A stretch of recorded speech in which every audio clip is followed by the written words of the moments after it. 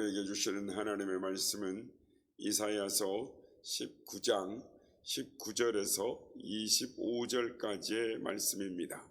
이사야서 19장 19절에서 25절까지의 말씀을 교독하시고 마지막 절은 함께 합독하시도록 하겠습니다.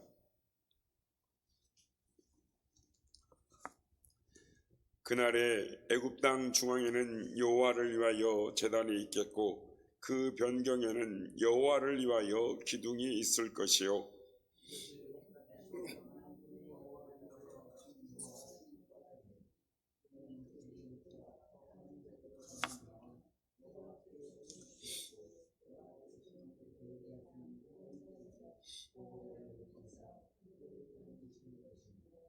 여호와께서 자기를 애굽에 알게 하시리니 그날에 애굽이 여호와를 알고 제물과 예물을 그에게 드리고 경배할 것이요 여호와께 서원하고 그대로 행하리라.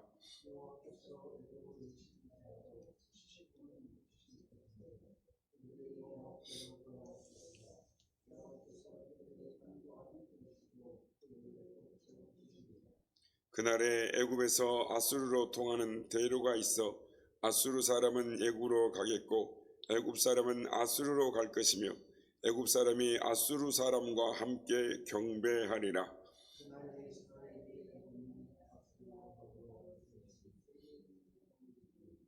다 같이요. 이는 만군의 여호와께서 복 주시며 이르시되 내 백성 애굽이여 내 손으로 지은 아수르여 나의 기업 이스라엘이여 복이 있을지어다 하실 것임이라. 아멘. 할렐루야. 오늘도 우리 예배 가운데 함께 하신 주님을 찬양합니다. 그리고 새벽을 깨워 기도의 향유로 나오신 모든 성도님들께 하나님의 은혜와 평강이 함께 하시기를 기원드립니다.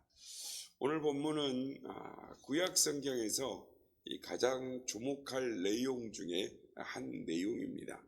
왜냐하면 이전에는 하나님의 대적이었던 애굽이 이제는 하나님의 백성이 되어 하나님의 축복을 받는, 즉 하나님께서 축복하시는 이 희망의 메시지를 말씀을 하시기 때문인 것입니다.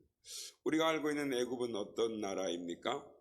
이스라엘을 노예 삼아 압제했던 나라. 하나님께서 10가지 재앙을 내리실 수밖에 없는, 재앙을 내리셔서 구원하게 되는, 즉 강팍한 나라. 그 후에 애굽은 계속 이스라엘을 괴롭혔습니다. 오늘 보면 19장의 전반부에 보거나 또는 30장, 31장에 보면 애굽은 항상 유대, 이스라엘 나라를 자신들을 의지하도록 유혹하는 나라였습니다. 힘있는 참에서 자신들이 도와줄 것처럼 말하면서 하나님을 의지하지 아니하고 자신들을 의지할 것처럼 거짓 피난처를 제공하고 항상 유혹했던 것입니다. 그래서 내가 너희들을 후원해 주겠다, 너희들을 도와주겠다 하면서 하나님을 잊고 살게 하고 하나님을 멀리하게 하고 하나님 앞에 대적이 되게 하는 그런 거짓 유혹자의 역할을 했던 것입니다. 좀 더 구체적으로 역사적으로 말을 하면 역사의 흐름이 애굽에서 아수르로 바뀌면서 세계의 모든 정치적 군사적 패권이 이 아수르로 돌아가게 되자 애굽은 자신을 지키기 위해서 이 자신의 주위의 동맹국들 중에 하나인 이 이스라엘을 향하여 군사적 지원을 해주겠다라는 이 조건으로 함께 손을 잡고 아수르를 대항하자라고 말을 합니다. 그래서 대부분의 이 남유다의 정치가들 또 왕들은 힘들고 어려울 때마다 이 애굽에 찾게 되는 것입니다. 애굽의 동맹에 가담하게 되고 어려움에 있을 때마다 애굽으로 내려가서 도움을 요청하게 되는 것입니다. 여러분 참 이상하죠.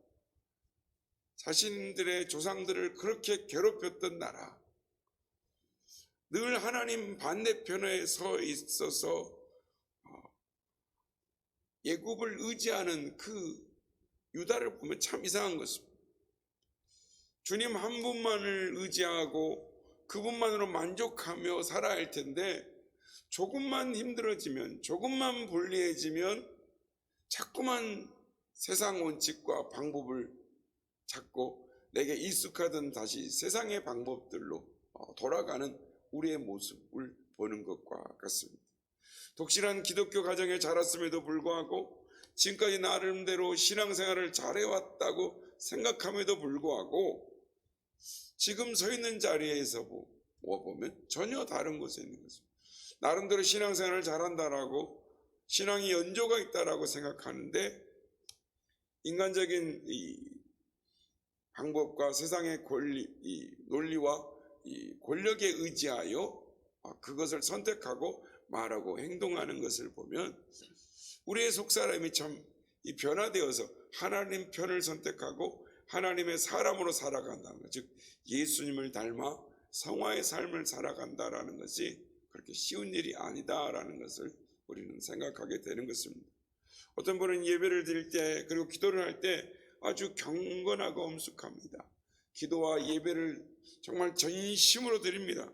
그러나 예배가 끝나고 기도가 끝나면 말하는 것도 함부로 말하고 생각하는 것도 함부로 말하는 것을 봅니다. 기도 후와 예배 후에 전혀 주님의 통제 속에 거하지 못하는 것을 보는 것입니다. 여러분, 이스라엘 백성들이 하나님을 예배하며 또 하나님을 향해 기도할 때는 얼마나 거룩한 백성인지 모릅니다. 그런데 다시 은밀하게 세상을 향하여 나가고 우상을 섬기고 애굽을 섬기는 데에 안간힘을 쓰는 것입니다. 하나님께서 이러한 유다의 모습을 보고 애굽의 이스라엘 백성들에게 끼치는 악영향을 일소에 제거하시겠다라고 말씀을 하십니다. 하나님께서 애굽을 심판하실 터인데 하나님께서 임하셔서 신속하게 파멸하시겠다라는 것입니다. 오늘 우리가 읽지는 않았지만 오늘 전반부 1절 3절에 보면 유다 보고 애굽의 도움을 받지 말라라고 하십니다. 이제는 출애굽 당시처럼 하나님께서 애굽을 패배시키기 위해 친히 하나님께서 애굽에 임하시겠다라는 것입니다. 하나님의 임재로 말미암아 애굽 백성들이 공포에 떨게 될 것이고 사회적, 경제적으로, 군사적으로 흔들리게 될 것이고 오랫동안 이름 떨쳤던 애굽의 모든 모략이 혼란하고 쓸모없게 될 것이다 라고 말을 합니다. 특히 11절 15절에 보면 철저하게 혼란 가운데 있는 애굽의 모습을 묘사하고 있는데, 그 중에 하나가 이 소안이라는 애굽의 도시를 예를 들어서 집중적으로 설명을 하시는 것입니다. 애굽의 소안은 이 가나안, 즉 그러니까 유대 땅에 가까운 애굽의 도시인 것입니다. 이 소안이라는 이 도시는 애굽의 정치 중심지이고 이스라엘 사람들도 너무나 잘 알고 있는 도시였습니다. 소안은 이집트, 그러니까 애굽의 왕이 바뀌고 수도가 바뀌어도 계속 번성하는 도시였습니다. 그러니까 그곳은 애굽의 가장 지혜 있는 모사들이 모여 있는 곳이요, 또 모략가들이 있는 곳이요, 또한 모든 경제가 중심이 되어져 있는 그런 정치적인 도시였습니다. 그런데 하나님께서 이것이 우둔하고 어리석게 될 것이고 이들이 애굽을 망하는 길로 인도하게 될 것이다 라고 말씀을 합니다.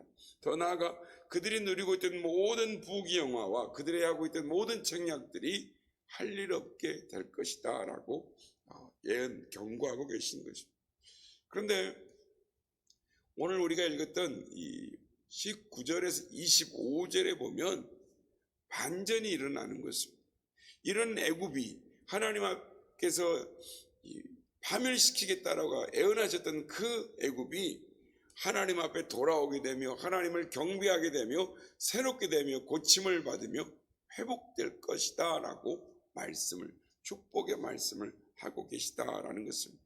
그날에라는 말이 계속 나옵니다. 19절부터 20절 계속 반복해서 그날에 하나님을 두려워하게 되고 그날에 여호와께로 돌아오게 되며 그날에 여호와께서 보내신 구원자에 의하여 치유함을 받고 마지막에는 애굽과 아수르가 이스라엘이 하나님 나라 백성에 연합하는 자, 경배하게 되는 자가 될 것이다 라는 거 말씀합니다. 한마디로 이스라엘을 포함하여 애굽을 포함하여 열방이 장차 회개하고 하나님께로 돌아옴으로써 그 애굽 안에서 하나님을 증거하는 일들이 일어나게 될 것이다. 이스라엘의 유다 백성의 모든 고통이 시련이 순간에 끝나고 하나님을 예배하게 되는 일들이 일어나게 될 것이다. 하나님의 은혜와 능력을 체험하는 역사가 유다 땅 가운데 일어나게 될 것이다 라고 말씀합니다. 그렇습니다. 하나님의 뜻은 죄인이 회개하고 돌이키는 것을 원하십니다. 하나님의 뜻은 우리가 치유함을 받고 육신적인 삶뿐만 아니라 영적인 삶도 충만해지기를 원하시는 것입니다. 은혜와 능력이 충만한 삶, 하나님의 영광을 드러내는 삶을 살기를 원하시는 것입니다. 하나님은 이런 하나님의 뜻이 우리의 삶 가운데 이 자리에 우리 모든 성도들에게 이루어지기를 주의 이름으로 축복합니다.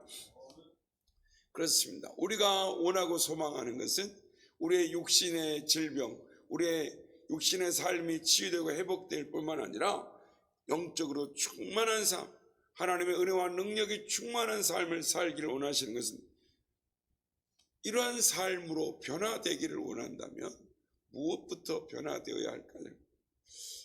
오늘 본문에는 하나님을 예배하는 것부터 변화되어야 된다.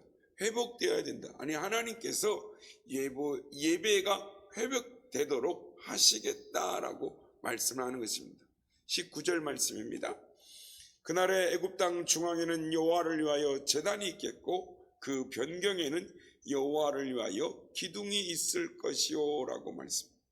제단이 어디에 있다고 합니까? 애굽 땅 중앙에 있다라고.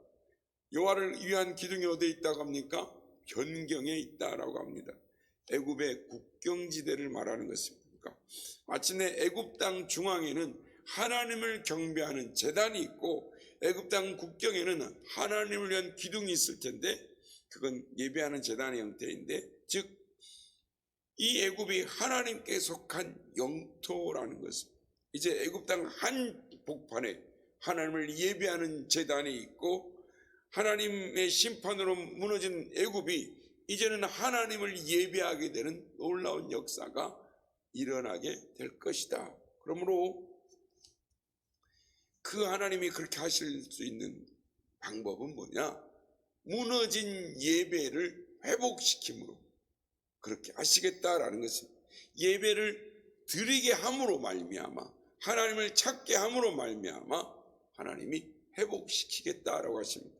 성도 여러분, 우리가 죄를 짓게 되면 예배가 무너지게 되는 것은 신앙생활에 문제가 생기기 시작하면 예배에 아무런 감동이 없습니다. 예배 드리는데 감동을 느끼지 못하기 때문에 마음에 죄의식을 느끼면서도 주님의 뜻대로 살지 못하고 주의를 못 지키는 것입니다. 한두 번 예배에 빠지게 되면 타성이 붙어서 주일 아침에 그렇게 편할 수가 없는 겁니다. 혼자 생각하기를 교회 안 나가니까 이렇게 편안한 것을 내가 왜 지금까지 교회 가느라고 그렇게 고생을 했을까? 이렇게 생각을 한다. 그러나 여러분, 이것은 편한 것이 아니라 이것은 이 마약과 같은 것입니다. 마약을 하면 취하면 기분이 좋습니다. 그러나 그것이 진짜 기분이 좋은 것입니까? 그것은 기분이 좋아지는 것이 아니라 오히려 감각을 잃어가는 것입니다. 죄 지은 사람은 감각이 점점 더 무감각해지는 것입니다. 하나님께서 이러한 사람을 깨우기 위해서 어떻게 하십니까? 이런 사람을 깨우기 위해서는 강력한 은혜를 부어주시는 것입니다. 영적인 감각이 마비된 사람들은 웬만한 자극으로 깨닫지를 못하는 것입니다. 바울이 다메섹에 가다 하나님께 은혜를 받습니다. 강력한 은혜를 체험하죠. 얼마나 강력한 은혜를 체험했으면 그의 눈이 보이지 않게 되었겠습니다. 여러분, 하나님의 큰 은혜를 받으려면 완전히 쓰러져야 됩니다. 완전히 무너져야 됩니다. 영적으로 완전히 깨져야 됩니다. 그런 사람만이 엄청난 충격을 받고 깨어지고 깨어나기 때문입니다. 심장이 멈춘 사람을 어떻게 해야 됩니까? 엄청난 전기적 충격을 줘야만, 강한 자극을 줘야만 죽어가는 심장이 살아나는 것입니다. 건강한 사람에게 그 충격을 줘 보십시오. 오히려 심장이 멈추게 됩니다. 영적으로 강한 자극은 병든 영혼에게 필요한 것입니다. 근데 여러분, 하나님의 진정한 은혜는 이런 강한 충격 없이 은혜 받는 것입니다. 특별히 은혜 받은 것도 없는데 예수님을 사랑하고 싶고 교회 가고 싶고 말씀을 들으면 눈물이 나고 예배를 드리면 하나님 앞에 눈물이 나고 하나님을 더 사모하는 마음이 간절해지는 것, 예배가 정말 소중해지는 것, 그것이 하나님 앞에 은혜 받는 것입니다. 영적으로 깨어있기 때문에 하나님께서 그에게 특별한 충격을 줄 필요가 없는 것입니다. 이미 잘하고 있으니까. 병든 자라야 삶의 충격이 필요한 것입니다. 삶의 충격에서 비로소 자신을 깨닫게 되고 바라보게 되는 것입니다. 하나님께서 이스라엘을 심판한 이치가 이런 것이고 애굽을 심판한 이치가 이런 것인 것입니다. 그들은 하나님의 심판을 통해서 자신의 위치를, 하나님의 뜻을 깨닫는 것입니다. 하나님께서 그들을 이렇게 해서라도 회복시키셨습니다. 하나님이 그들을 회복시킬 때 그 목적이 뭡니까?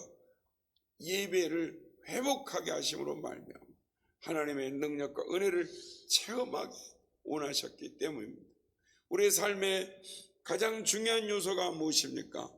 예배인 것입니다. 여러분의 생애를 돌아보시길 바랍니다. 은혜가 충만할 때가 언제였습니까? 기쁨이 충만할 때가 언제였습니까? 예배를 통해 하나님의 은혜를 경험할 때였습니다. 그러므로 예배는 삶의 중심인 것입니다. 성도 여러분, 은혜와 능력이 충만한 삶을 살기를 원하십니까? 그렇다면 얼마나 전심으로 하나님을 내가 사모하고 있는가? 얼마나 은혜를 사모하고 있는가? 얼마나 주님을 사모하고 있는가? 얼마나 예배를 사모하고 있는가를 점검하시길 바랍니다. 그로 말미암아 하나님이 우리에게 원하시는 삶, 은혜와 능력이 충만한 삶, 하나님의 영광을 돌리는 삶을 살아가는 우리 모두가 다 되시기를 예수님의 이름으로 축복합니다.